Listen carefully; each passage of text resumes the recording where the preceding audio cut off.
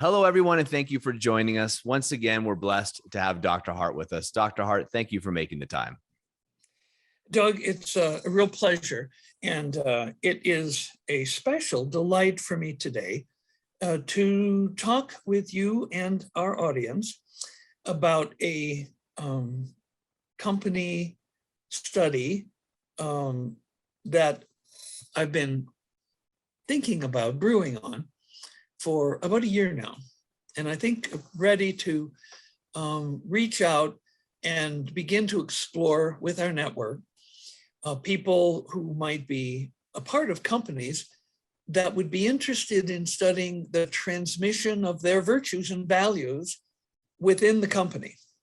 Typically, founders and the core team that have come together will have virtues and values and objectives that they wish to share and to impart to the rest of their team. Well, we actually have a method of doing this. And so the first step is to get together with a board or some of the founders, a small group, 3, 5, 6 people, and come up with what are the values. And they'll differ. For example, if it's a spiritual organization like Agape, and Reverend Michael Beckwith and I have spoken at length about the possibility of such a study at Agape. It's a spiritual organization. And so virtues like love, compassion, integrity, trust, steadfastness, generosity, forgiveness, things like this would be high among the list of virtues and values that the organization's core team would exemplify and which they would then want to share with others. Now, if it's a different kind of organization, like a football team, then there would be different values: courage, strength, tenacity, maybe ferocity, strong-mindedness, power, flexibility, agility, athleticism. These are values and virtues which would characterize a football team, American football or soccer. And so depending on the organization, there would be different values. Now, the way the study works is that we design a survey on SurveyMonkey, and people rate themselves on scales of -10 to +10. And they also rate everyone else. And so then we do an intervention, which is in this case the Biocybernaut Alpha training. And then people rate themselves and each other. And then they wait a week, they do it again. They wait a month and do it again. They wait 3 months and do it again. They wait 6 months, do it again. They wait a year and do it again. And that way we can characterize the transmission of the values from the core team that did the training to the other members of the team. Now, it would also be possible to make note of the ways in which the core team interacts with other members of the team. Because we have, for example, face-to-face meetings, we have Zoom meetings, we have phone calls, we have emails, we have text messages, we have written documents that are sent out. And so what we can do is we can make note of the amount of different types of communications that the core team has with each of the other members of the team. And then as we study the transmission of the values that the company or the team wants to transmit, we can discover which are the most effective media.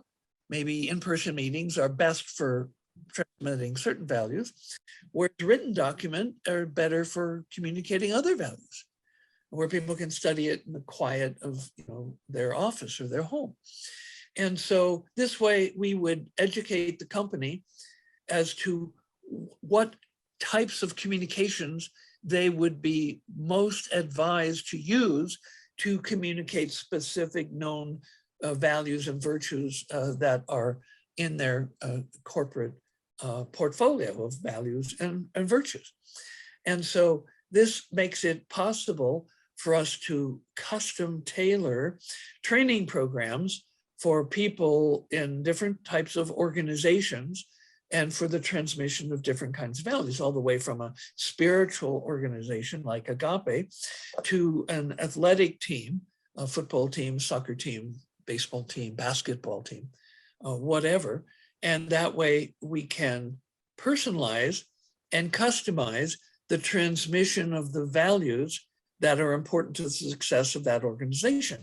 And I easily foresee a time where for a company to be competitive in the rapidly changing world, they will need to send their key people to Biocybernaut on occasions to acquire, to develop, to deepen their commitment to, their understanding of, and their exemplification of the values and the virtues that are important to the success of that organization.